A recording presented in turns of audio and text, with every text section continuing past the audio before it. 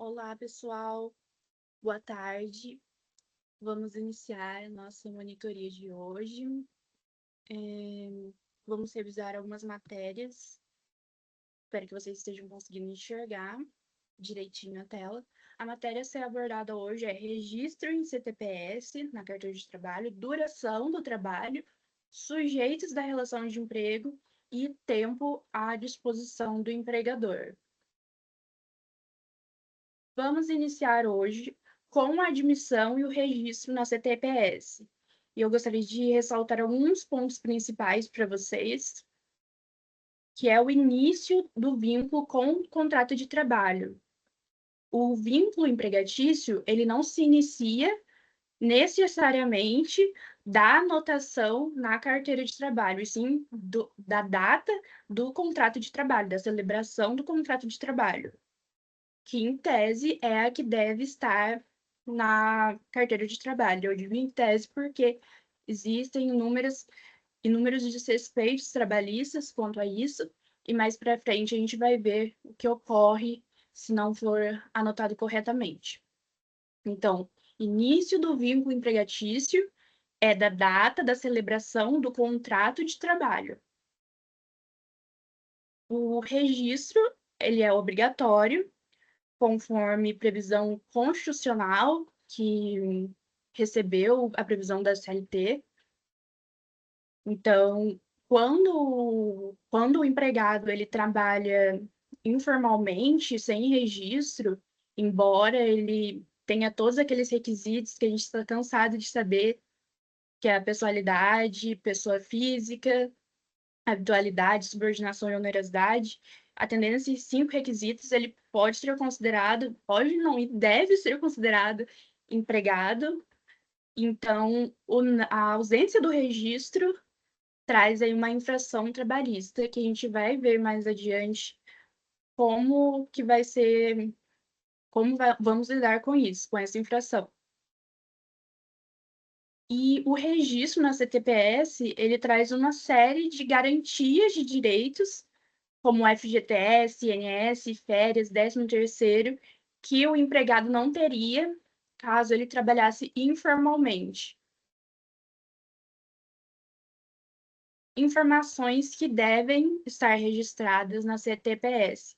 A gente tem algumas informações de caráter obrigatório, e elas estão previstas no artigo 29 da CLT, que nós vamos ler agora, mas já adianto que as informações obrigatórias são data da admissão, valor da remuneração que esse empregado irá receber pela sua prestação de serviço e condições especiais, caso houver. Então, vamos ler o artigo 29. É um artigo gigantesco, cheio de parágrafos, mas vamos ler a princípio somente o caput, que é o mais interessante para a gente agora. Vou disponibilizar para vocês esse documento, para que vocês leiam depois. Eu fiz um compilado de todas as legislações e súmulas que nós vamos utilizar nesse slide de hoje. Então, é legal para vocês irem acompanhando, e não ter que ficar pesquisando leis dispares na internet. Já adianto também que todos os artigos que estão aqui, eu não caracterizei que são da CLT, mas todos são da CLT. Tá escrito artigo 29, artigo 56, são todos da CLT, caso haja dúvida. O artigo 29, ele diz que o empregador terá o prazo de 5 dias úteis para anotar esse TPS em relações aos trabalhadores que admitir. O que ele vai ter que anotar? A data da admissão, a remuneração e as condições especiais, se houver, facultada a adoção de sistema manual, mecânico ou eletrônico, conforme instruções a serem expedidas pelo Ministério da Economia. Então, o caput do artigo 29 nos traz essas 3 informações obrigatórias que devem ser anotadas na CTPS. E também já deu ali uma prévia de qual será o prazo, que nós vamos ver no próximo slide, que é 5 dias. Prazo obrigatório de 5 dias úteis, ou seja, não conta finais de semana nem feriado. Agora vamos pular para o que não pode ser anotado. Não podem ser anotadas faltas na CTPS, punições que o empregado venha a sofrer, sanções como advertência, suspensão, não podem ser anotados na CTPS. Além disso, o motivo da demissão, quando ocorrer, caso seja demissão por justa causa ou sem justa causa, não, no caso da com justa causa, não deve haver a anotação do porquê esse empregado foi desligado. E também não pode conter anotações de demandas ou processos trabalhistas em relação a esse empregado. Agora vamos ver outras informações que podem ser anotadas. Então, vejam, a gente viu informações que são de cunho obrigatório, que necessariamente devem conter na CTPS, o que não deve conter, e agora nós vamos ver as informações que podem ser anotadas. O cargo ou função que esse empregado venha a exercer dentro da empresa, o tipo de contrato de trabalho, isso porque o contrato temporário, o contrato temporário, ele de experiência, né, que é no máximo 90 dias, 45 renováveis por mais 45, ele tem um prazo para esse prazo para terminar e ele deve ser anotado na carteira de trabalho, independentemente se esse contrato de experiência for efetivado para um contrato por tempo indeterminado ou não. Deve constar na, na CTPS. Também o horário de trabalho, a carga horária exercida, né? A data de saída no caso de haver demissão e férias.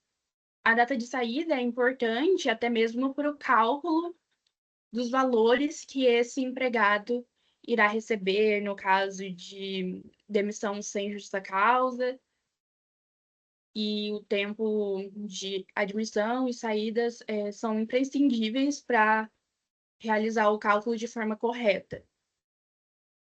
Como nós vimos também no caput do artigo 29 da CLT, o prazo para registro é de até 5 dias úteis. Se vocês forem olhar a CLT na íntegra pelo Planalto, vocês vão verificar que existe uma série de taxados no artigo 29, que ele é repetido várias vezes, conforme as modificações ao decorrer dos anos, e suas modificações até chegar a versão atual, não original, a versão atual do artigo 29, os taxados, é importante a gente verificar que houve uma modificação nesse período de tempo pelo qual o empregador é permitida o registro.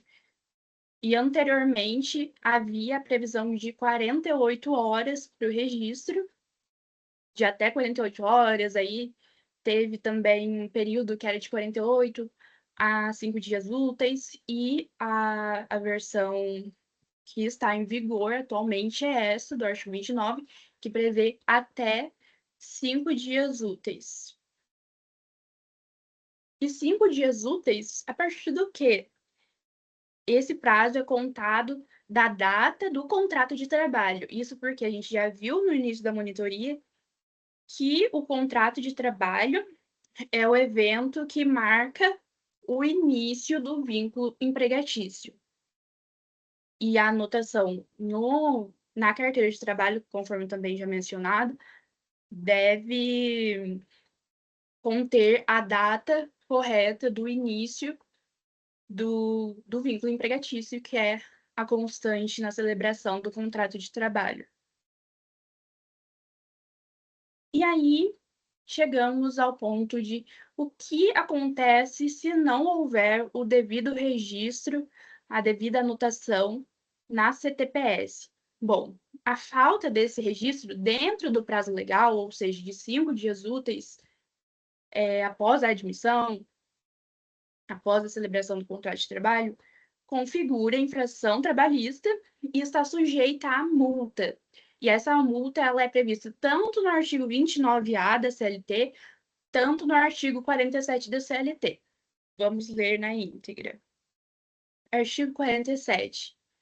O empregador que mantiver empregado não registrado nos termos do artigo 41 desta consolidação ficará sujeito a multa no valor de R$ 3.000 por empregado não registrado, acrescido de igual valor em cada reincidência. Ou seja, a cada empregado não registrado por esse empregador, ele terá de pagar essa quantia de R$ 3.000. E além disso, cada vez que ele repetir, ou seja, que ele for reincidente nessa infração, ele vai ter que pagar o mesmo valor, ou seja, R$ 3.000 acrescido de R$ 3.000, total R$ 6.000, a cada reincidência. Cada reincidência é o valor de 3.000 somado mais 3.000.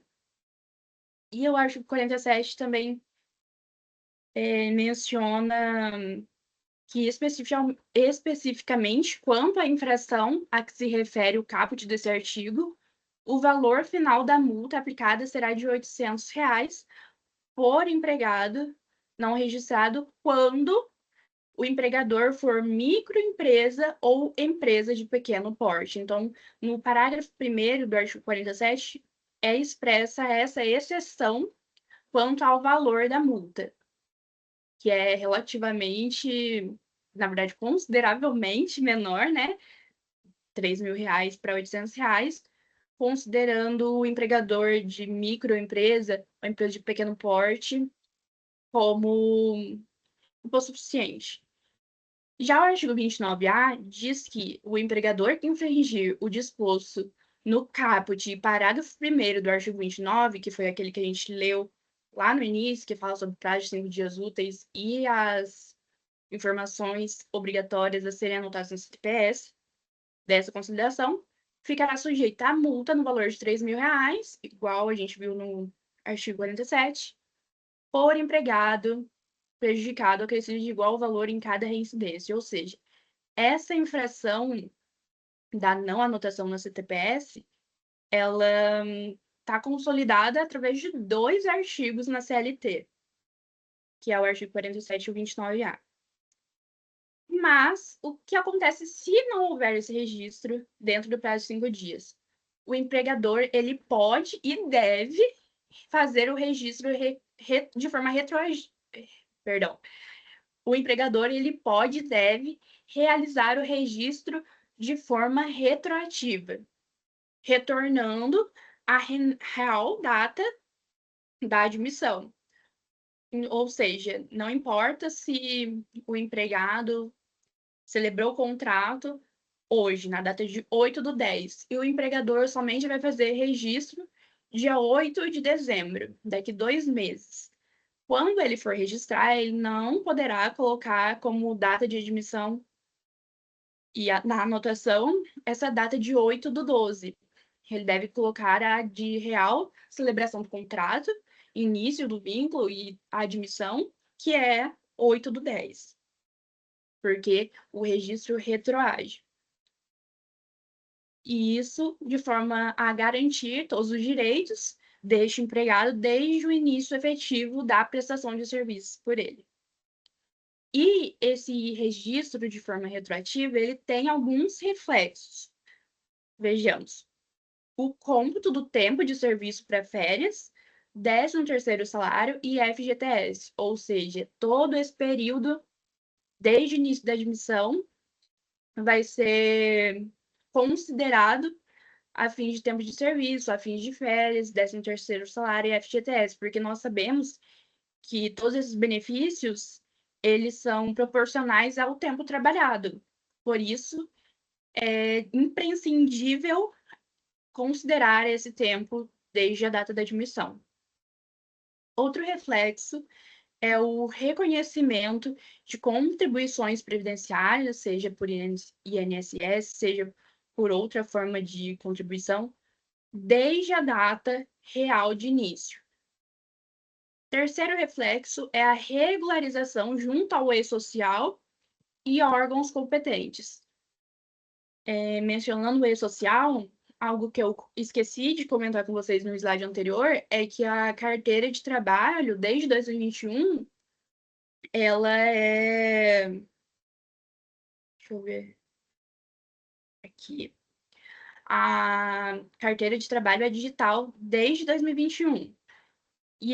Ela pode ser acessada através do via e-social. Ou seja, essa carteira de trabalho que vocês estão vendo aqui à direita no slide, ela não existe mais.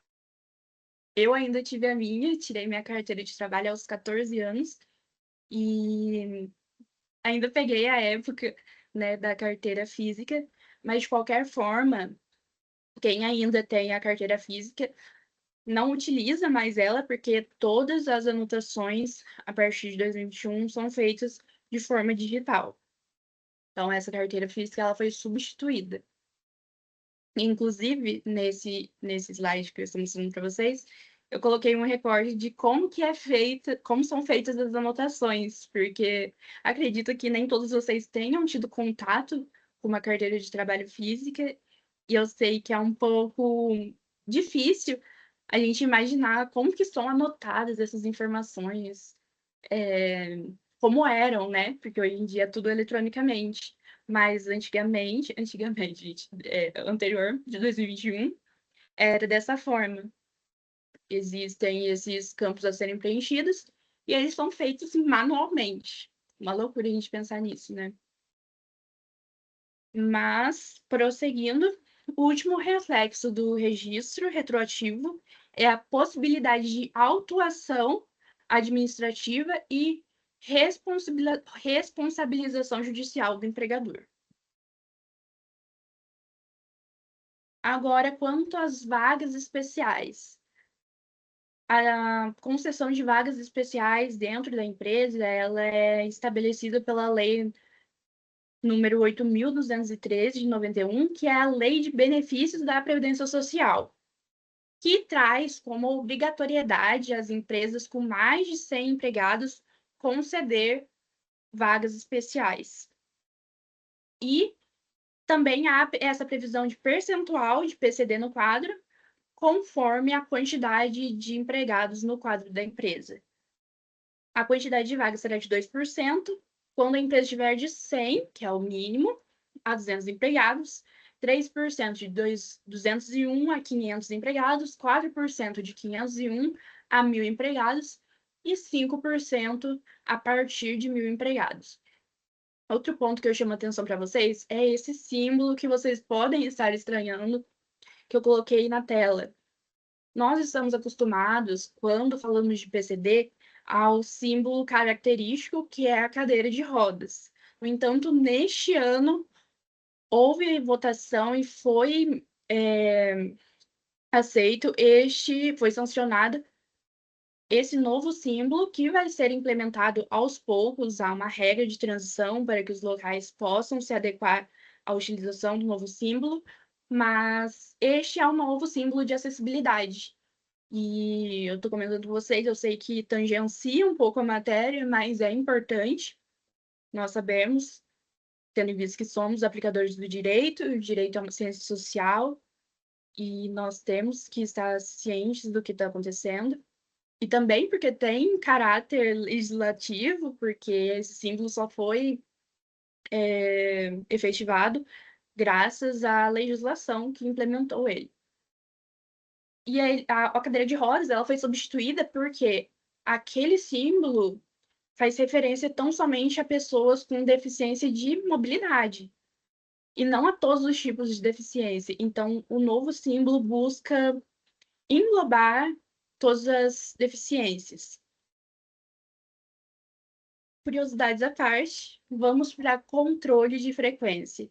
O controle de frequência ele tem suma importância para a transparência e segurança jurídica e também porque ele impacta na folha de pagamento, quantas vezes você foi trabalhar, se você realmente cumpriu com a sua carga horária, se você fez horas extras. A jornada de trabalho vai impactar diretamente no pagamento. Adicionais, caso você trabalhe no período noturno, você receberá adicional noturno. Caso você trabalhe além da sua jornada, você vai receber horas extras. Se o intervalo interjornada entre um dia trabalhado e o outro não obedecer ao mínimo legal, também vai receber esse valor. E também eventuais descontos em caso de ausência não justificada ou cumprimento de horário inferior ao estabelecido em contrato. E eu fiz uma planilha para ficar mais visual para vocês sobre os tipos de controle de ponto. Eu queria, inclusive, ter colocado para vocês a imagem de cada controle de ponto, porque acredito que vocês, quem aí já está estagiando ou quem trabalha, faça o registro de ponto eletrônico, assim como eu fiz por bastante tempo enquanto estagiei. Atualmente eu não tenho mais controle de ponto, porque agora eu sou assistente jurídica. Graças a Deus não tem mais que bater ponto. Mas esses são os controles de ponto: manual, mecânico, eletrônico e de forma alternativa. O controle manual nada mais é aquele que a gente escreve. Também já fiz esse controle de ponto durante o tempo de estágio, um dos meus estágios, que era uma folha de ponto, que aí vem ali todos os dias, segunda, terça, quarta, quinta, sexta, e de cada mês vem a discriminação. Ah, é do mês de janeiro, é do mês de fevereiro. E aí você tem que colocar ali a data, se você esteve presente ou não, e tem que constar a assinatura do empregado. E aí ele pode estar aqui no exemplo, o livro de ponto ou a folha de ponto. E é uma forma mais simples, mas também é uma forma sujeita a erros, porque como fica a critério do empregado anotar o horário, pode ocorrer divergência do horário realmente efetuado. Ou pode ser que o funcionário esqueça de transcrever, depois vai fazer mais para frente, faça a anotação errada. Então, uma folha sujeita a erros. Eu mesma já passei por muitos erros, aí tem que imprimir a folha de novo, mas nem sempre é possível, porque essa questão de livro de ponto pode ser que não tenha como, aí vai rasurar. Então, vejam que é uma questão um pouco, vou falar, superada, um ponto manual, já é um pouco antiquado para a nossa realidade, mas ainda existe. O controle de ponto mecânico, esse eu nunca participei desse controle de ponto, mas, mas já vi lugares que tinham, né? Por exemplo, alguns fóruns. Eu resido em Cruzeiro, um fórum de Cruzeiro por muito tempo, assim como outros, eu imagino, tinha controle de ponto. Cada funcionário, né, cada servidor é, tinha emitido o seu cartão e aí aproximava da máquina ou inseria na máquina, né, para computar o horário de entrada e de saída. E alguns trabalhos a gente também tem o controle do intervalo intra-jornada, o famoso horário de almoço. Tem o controle de entrada, de saída para o intervalo, de volta do intervalo e de saída para ir embora. E outros só na entrada e na saída, fica a critério de cada empregador. Mas também um ponto que a gente tem que ressaltar, que é muito interessante, tanto para o empregado, tanto para o empregador, a título de segurança jurídica, que faça esse controle de entrada e saída do intervalo entre a jornada, porque caso venha a ter alguma demanda judicial, tem como comprovar que ou pelo menos tentar comprovar, já que o cartão de ponto tem presunção relativa de veracidade, ou seja, ele pode ser confrontado caso haja documentos hábeis a combater o que está escrito no cartão de ponto. Ele pode ser. Então, esse cartão de ponto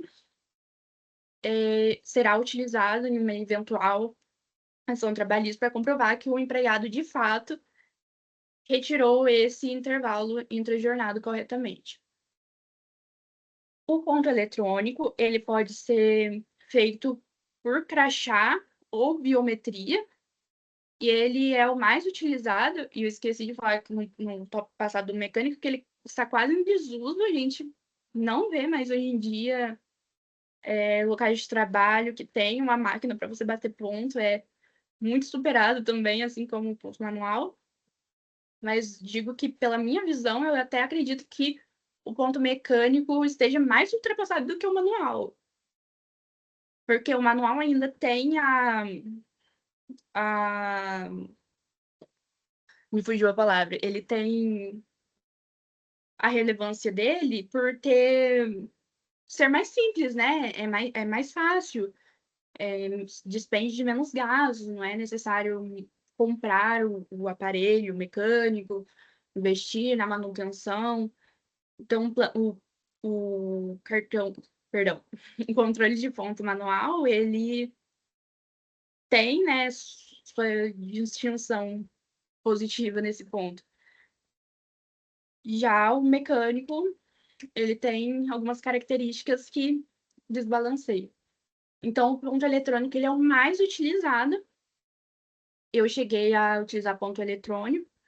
Também cheguei a usar um método alternativo, que é por app, tablet, etc. Ele é moderno e mais flexível, porque em uma das empresas que eu trabalhei, a gente fazia o registro de ponto pelo celular.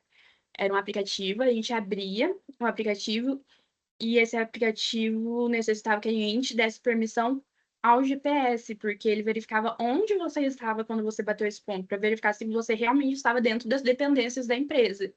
E aí, quando tinha o seu relatório de ponto, ele demonstrava se você estava realmente na empresa ou em outro lugar. E aí, se você estivesse em outro lugar, por exemplo, no home office, aí teria que ser justificado, não estava nas dependências da empresa por tal motivo. Então, é algo até interessante nesses aplicativos. E aí, funcionava assim: abria o aplicativo, tinha acesso à câmera, e aí fazia o reconhecimento facial. E aí, juntava o reconhecimento facial e localização para poder registrar o ponto. O eletrônico também pode ser pelo computador, tem alguns acessos, por exemplo, quem estagia no Ministério Público vai saber que, eu acredito no TJ também, não sei ao certo, mas no Ministério Público eu posso dar certeza, porque era assim que eu fazia o meu controle de ponto. Tinha o sistema utilizado pelo próprio MP, e aí você entra, coloca a sua senha de usuário, enquanto integrante do MP, e ali você coloca entrada ou saída e coloca em concluir. E ali só tem controle de entrada e saída, não tem horário de almoço. E aí esse é o ponto utilizado. Ficou claro para vocês? Então, os pontos são manual, mecânico, eletrônico e alternativo. O controle de horário, ele está disposto pelo artigo 74 da CLT, que a gente vai ler daqui a pouquinho, mas primeiro eu quero ressaltar alguns pontos para vocês. O controle de horário, ele é obrigatório somente para empresas com mais de 10 empregados. Deve registrar entrada e saída, conforme eu falei para vocês. Todos os lugares, entrada e saída, mas não necessariamente aquele intervalo intra-jornada. Isso fica a critério do empregador. Como eu falei para vocês, é interessante esse controle do intervalo intra-jornada, tanto para o empregado como para o empregador, para que principalmente para o empregador, né? Numa eventual disputa judicial, para que a trabalhista que haja como comprovação esse cartão de ponto, relembrando que cartão de ponto tem presunção de veracidade relativa. E isso é pelo nosso entendimento jurisprudencial. E aqui a gente tem algumas súmulas também, que é a 338 e a 366, que a gente vai ver também. Mas prestem muita atenção, coloquei até em vermelho para destacar. A súmula 366 foi cancelada, ou seja, ela não está mais em vigência, não pode mais ser utilizada. Então, por favor, tomem muito cuidado. Neste caso, a gente vai usar só a súmula 338. Então, vamos ler o artigo 74. O horário de trabalho será anotado em registro de empregados, para estabelecimentos. Gente, eu coloquei até errado, agora que eu reparei. Eu coloquei errado para vocês no slide, depois vou corrigir, que eu coloquei para empresas com mais de 10 empregados. Acho que na hora de digitar eu tive um erro de digitação. É com mais de 20 empregados. Na hora que eu estava lendo aqui, eu achei até estranho. É isso mesmo.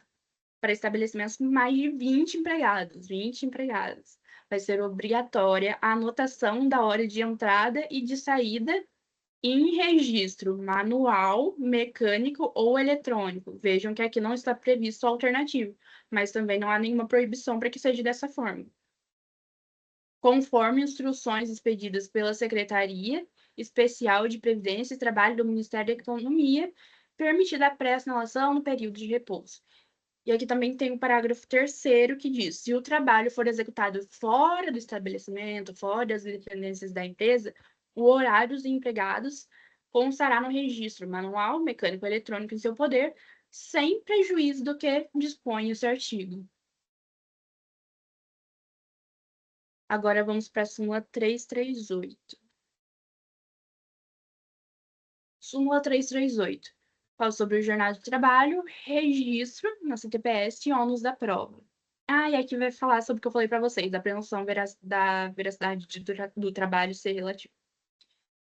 É ônus do empregador que consta com mais de 10 empregados, que foi o que eu mencionei ali no slide, o registro da jornada de trabalho na forma do artigo 74, parágrafo 2º da CLT. A não apresentação injustificada dos controles de frequência gera presunção relativa da veracidade da jornada de trabalho, a qual pode ser elidida, ou seja, enfrentada por prova em contrário, que é aquilo que eu falei para vocês. O cartão de ponto, ele tem essa presunção de que ele pode, presunção relativa de veracidade, quer dizer que o cartão de ponto, a princípio, condiz com a verdade. Mas ele pode, essa concepção de que ele é real, corresponde à realidade, pode ser confrontada quando existem documentos que combatam isso. Vou dar um exemplo prático de um caso que eu peguei esses dias. A empregada, ela trabalhava numa autoescola e ela alegou que os horários dela não correspondiam, constados no cartão de ponto, não correspondiam com os horários de fato efetivados por ela. E aí ela apresentou como forma de colidir, né, de forma a elidir o cartão de ponto, aqueles registros do Detran que tem de biometria, quando o professor vai dar aula, quem já tirou carteira sabe disso, habilitação para dirigir sabe disso, que a cada aula, pela legislação, o professor, né, o instrutor, ele precisa fazer o registro dessa aula, e nisso consta o horário. E aí ela utilizou como forma de tentar combater o que estava descrito no cartão de ponto, essas planilhas do Detran que eventualmente tivessem horários conflituantes com o que dizia no cartão de ponto dela. Então, veja que interessante, existem inúmeros documentos que podem ser utilizados como forma a cair por terra a alegação de que o cartão de ponto corresponde à veracidade, à verdade, à realidade dos fatos. E isso é interessante até quando a gente retoma o princípio da primazia da realidade, que é que os fatos reais, né, a realidade, sempre irá sobressair ao que está constando na forma documental. E aqui, na segunda parte, diz que a presunção de veracidade da jornada de trabalho, ainda que prevista. Ai, eu já li isso, né, gente? Perdão. Mas vou terminar. Ainda que prevista em instrumento normativo, pode ser elidida por prova em contrário.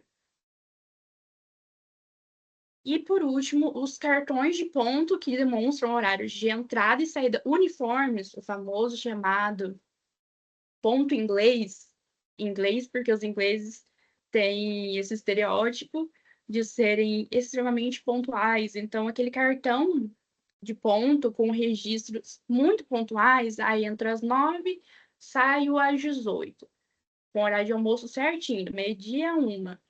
todos os dias, nunca se atrasa, nunca tem um imprevisto atrasa 5 minutos, 10 minutos, nunca chega adiantado, é extremamente questionável. Então, quando existem, quando existe essa documentação no cartão de ponto extremamente uniforme, eles serão inválidos como meio de prova. E aí, nesse caso, vai haver a inversão do ônus da prova relativa às horas extras, que aí passa a ser do empregador, porque geralmente, tipicamente, o ônus da prova é de quem alega, que é o reclamante, que está ali pelos direitos dele, ele tem que comprovar os direitos dele. Mas, quando existe a ocorrência desse ponto uniforme, o ônus da prova ele é invertido e cabe ao empregador comprovar que realmente aquele horário constante no cartão de ponto era cumprido. E aí prevalece a jornada da inicial se dele não se desincumbir. Se dele não se desincumbir, ou seja, vai prevalecer a jornada alegada em sede de inicial reclamação trabalhista, se o empregador não comprovar por seus próprios meios de prova que não corresponde à veracidade com que não corresponde à veracidade essa alegação dada pelo reclamante de que o cartão de ponto não corresponde à jornada efetivamente realizada por ele. Mas também temos algumas exceções no artigo 62 da CLT. Vou lembrar para vocês que a gente já leu esse artigo na nossa última monitoria, que foi quando a gente tratou de cargo de confiança. Lembrando que cargo de confiança não há a análise de jornada de trabalho. Então, não tem horas extras, não tem adicional noturno, porque não existe a análise da jornada de trabalho em si.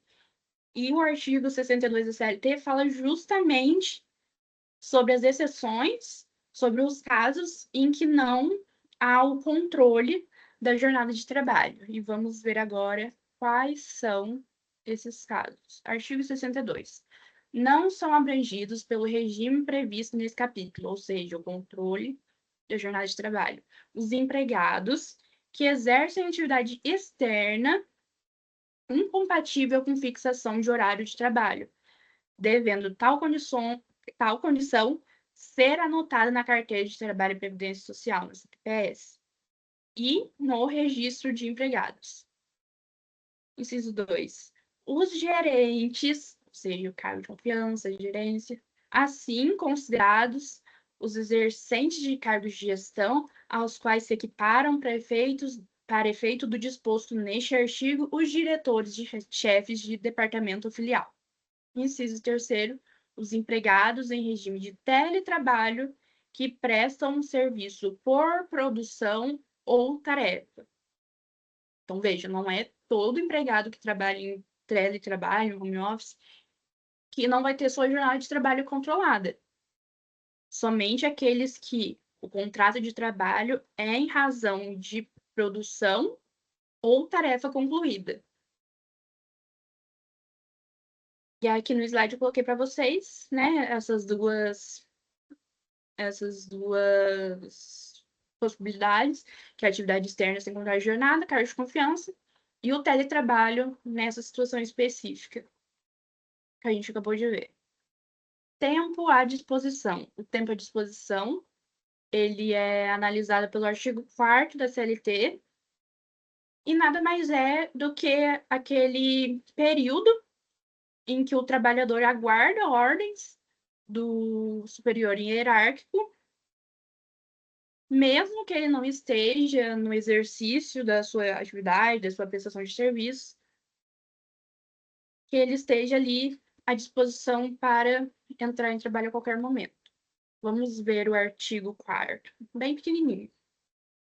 Considera-se como de serviço efetivo o período em que o empregado esteja à disposição do empregador, aguardando ou executando ordens, salvo disposição especial expressamente consignada.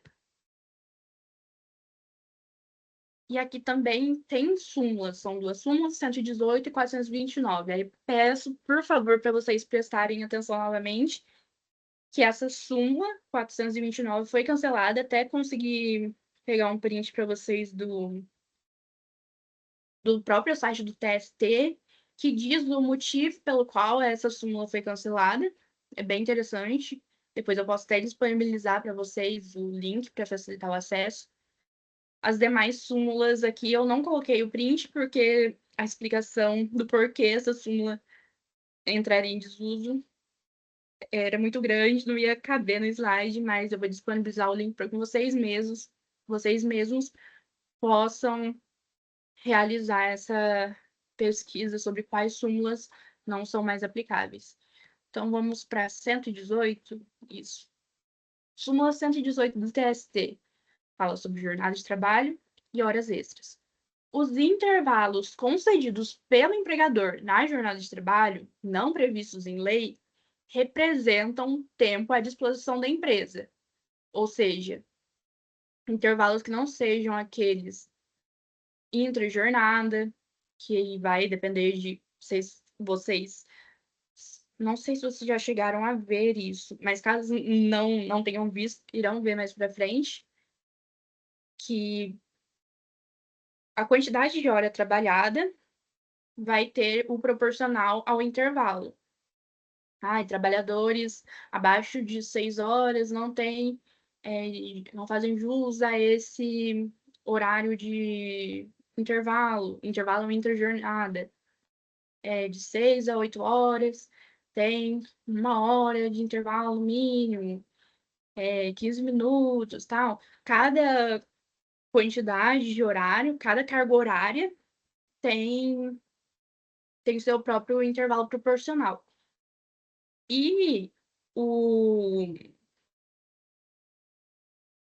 os intervalos que não são estes previstos em lei, eles vão ser considerados como tempo à disposição da empresa. E também, por consequência disso, vão ser remunerados como serviço extraordinário se acrescidos ao final da jornada. E aí, desse tópico decorrem outros dois, que é o regime de sobreaviso e o de prontidão. Primeiramente, o de sobreaviso, que é aquele regime no qual o empregado fica em casa, aguardando possível chamado do empregador. E aí, neste caso, pode haver ou não esse contato do empregador para que o empregado retome o serviço. Ele vai ser remunerado 1/3 da hora normal, acrescido 1/3 sobre a hora normal, né? E, como exemplo, a gente pode utilizar um técnico de informática que tem esse dever de atender chamados fora do expediente. Ele está ali em regime de sobreaviso, está em casa, mas se a empresa contatar ele tem que estar ali à disposição para ir trabalhar e, por essa razão, vai receber esse adicional de 1/3 da hora normal. Então, vamos fazer a leitura do artigo 244, parágrafo 2º da CLT. Cadê? Eita, gente, será que eu não coloquei isso? Tá aqui. Artigo 244, parágrafo 2º. Considera-se de sobreaviso o empregado efetivo que permanecer em sua própria casa, aguardando a qualquer momento chamado para serviço. Cada escala de sobreaviso será no máximo de 24 horas. Então, vejam que há um período período máximo estipulado para o qual o empregado possa estar sobre esse regime de sobreaviso. Além disso, as horas de sobreaviso, para todos os efeitos, vão ser contadas à razão de 1/3 do salário normal, ou seja, cada hora trabalhada em sobreaviso receberá o que ele receberia numa hora normal de trabalho, acrescido do valor de 1/3 sobre o salário normal.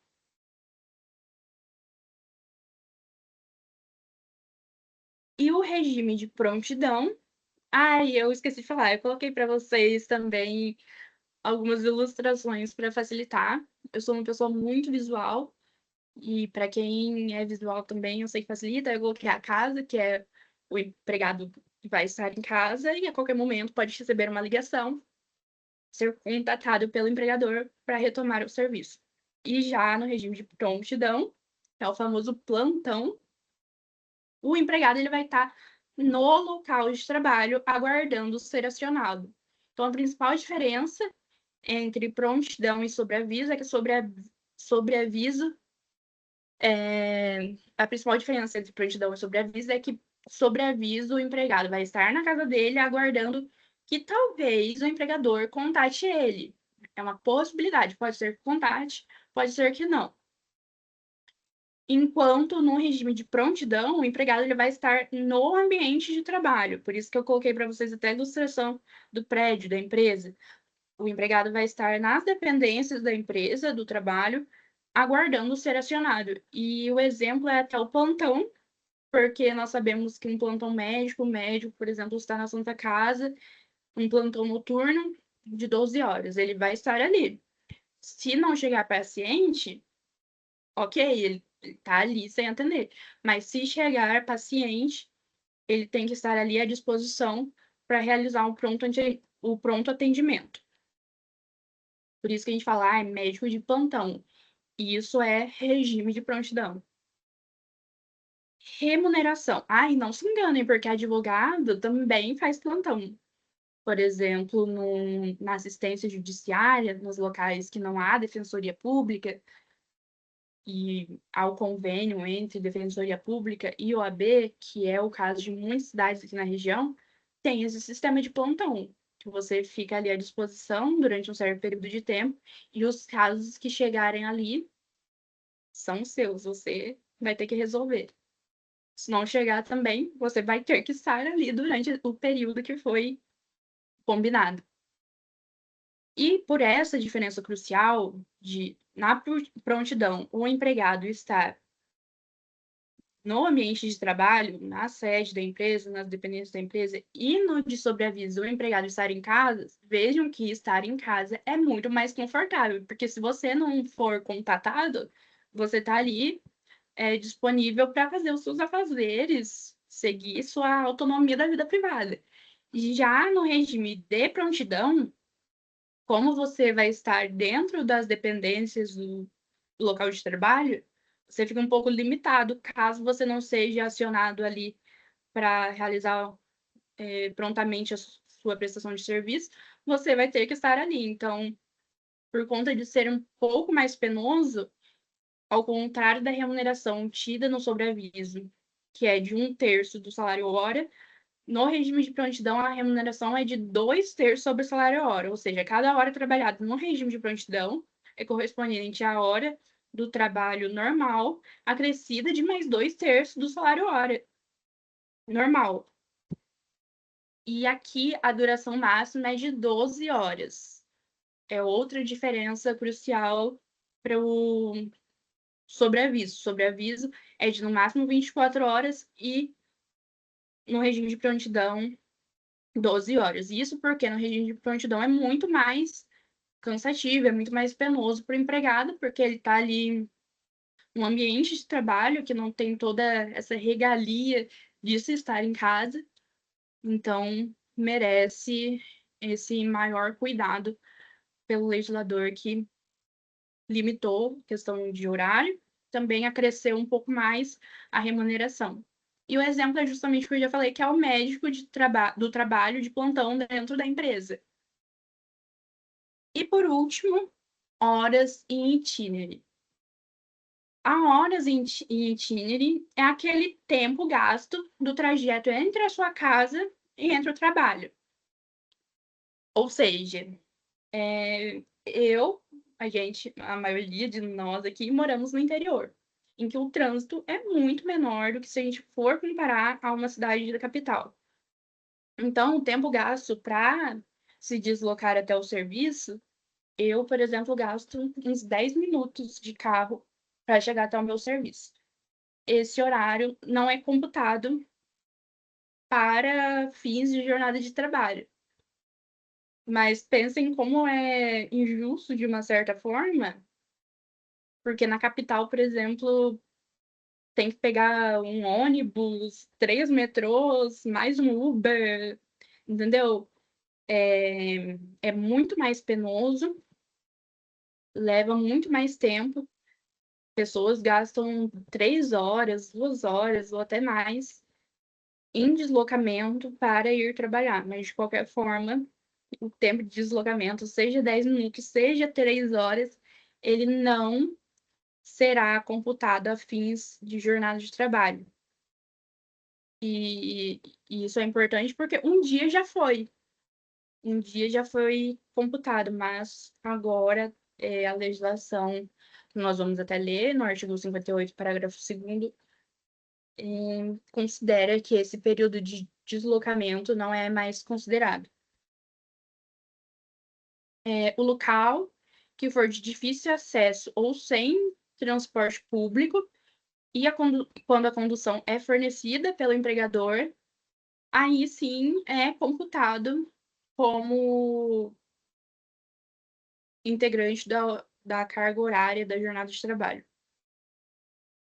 Então, vamos ler, antes de ler, na verdade, o artigo, vamos ler a observação que é justamente o que eu acabei de comentar com vocês, que após a reforma trabalhista, que foi em 2017, o tempo de deslocamento deixou de ser considerado como a disposição do empregador, salvo em caso de previsão coletiva, que seria a exceção.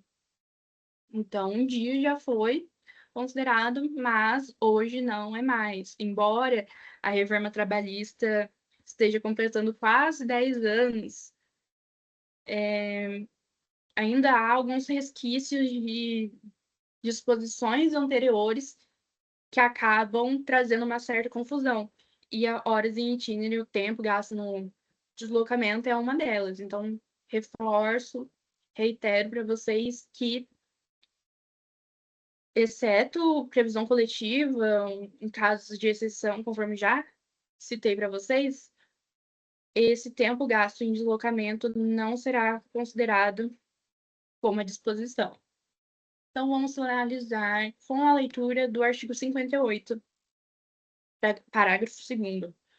O tempo despendido pelo empregado desde a sua residência até a efetiva ocupação do posto de trabalho e tanto para o trabalho até o retorno para casa, caminhando ou por qualquer meio de transporte, inclusive o fornecido pelo empregador, não será computado na jornada de trabalho, porque ele não é considerado tempo à disposição do empregador. Ficou claro, pessoal?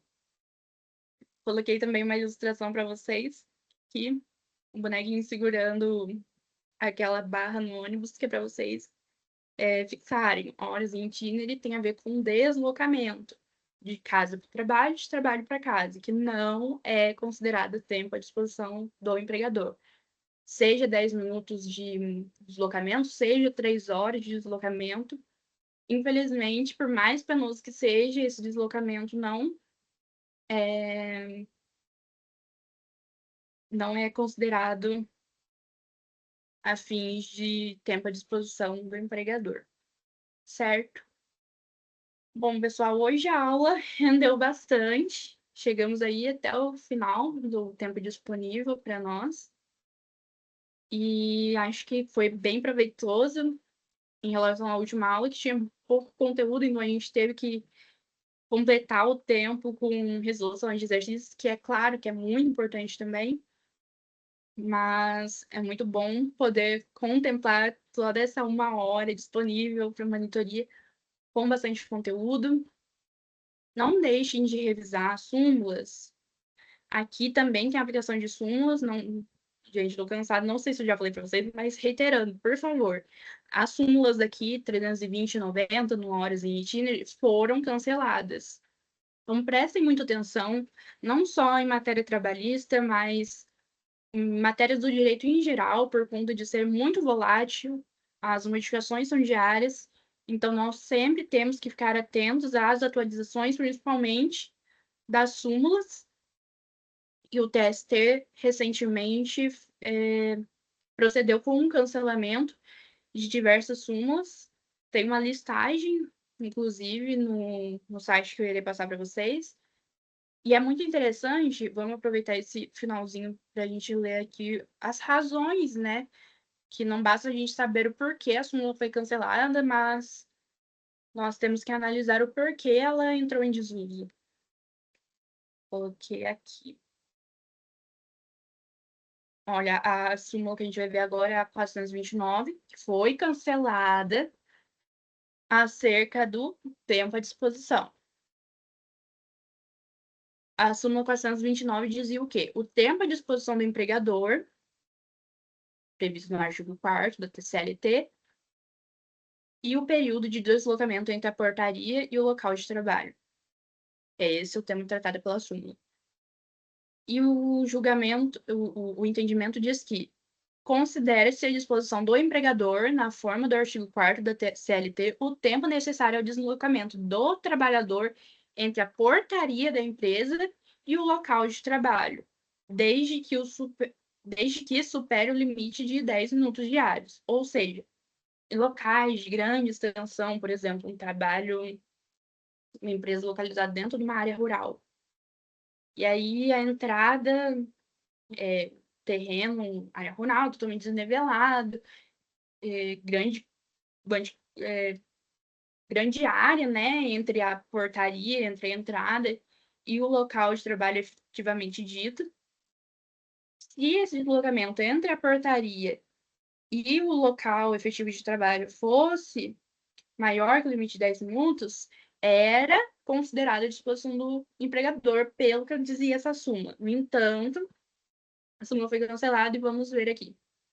A súmula número 429 do TST preconiza que, o que acabamos de ver, ocorre, contudo, que a tese jurídica consolidada na súmula 429 está em desacordo com o parágrafo 2º do artigo 58 da CLT, que a gente já leu também, que diz que o tempo despendido pelo empregado da residência até a efetivação ocupação do seu posto de trabalho, assim como para o retorno, caminhando ou por qualquer meio de transporte que seja, inclusive o transporte fornecido pelo empregador, não será computado para fins de jornada de trabalho, porque não é considerado mais tempo à disposição do empregador.